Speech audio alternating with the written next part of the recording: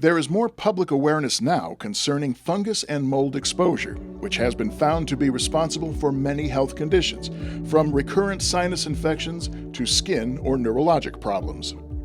We spoke to Dr. Donald Dennis, an ear, nose, and throat specialist. He explains the types of fungus and who is most likely to suffer from chronic symptoms. Fungus is an organism that's everywhere in the environment. And humans all have fungi in their gut. The main one is Candida. So in the classification, at the top of the scale you have fungi, and underneath there you have molds and yeast. So all molds and yeast are fungi.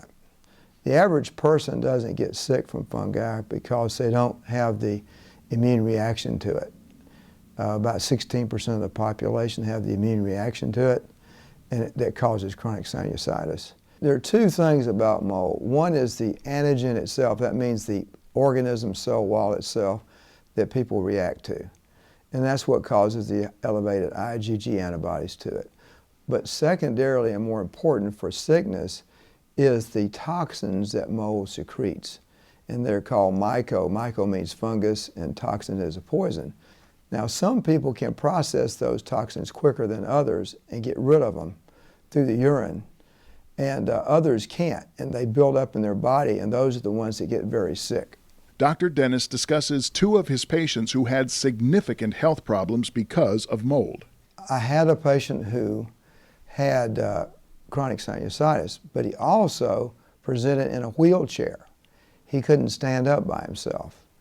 And we took cultures from his nose and clothing, and he had high levels of fungus, and then we found out it was in his house as well. And he got hypersensitized to the fungus so that he had to actually move out of his house and go to the beach. Once he got to the beach where there's a zero mold count, he was able to get out of a wheelchair that he has been in for 2 years and have a normal life, along with a lot of things we did to get the toxins out of his system.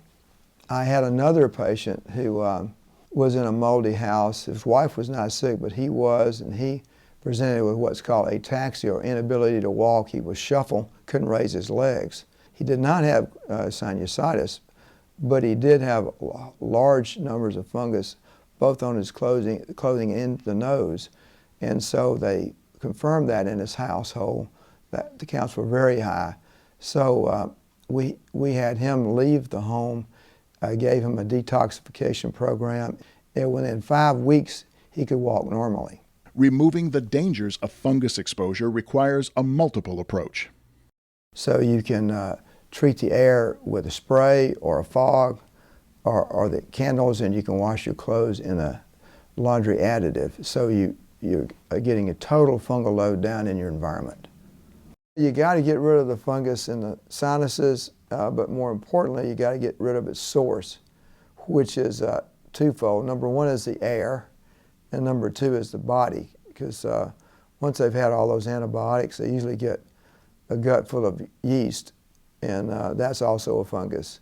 So they got to change their diet and get on a low-carb diet, and then we got to kill the fungus in the sinuses by irrigation with salt water and antifungal, viral and bacterial, and then we give them a nose spray that's antifungal, and sometimes they need decongestants or antihistamines, but most of them, if you get rid of the fungus and start getting some wellness without a lot of prescriptions.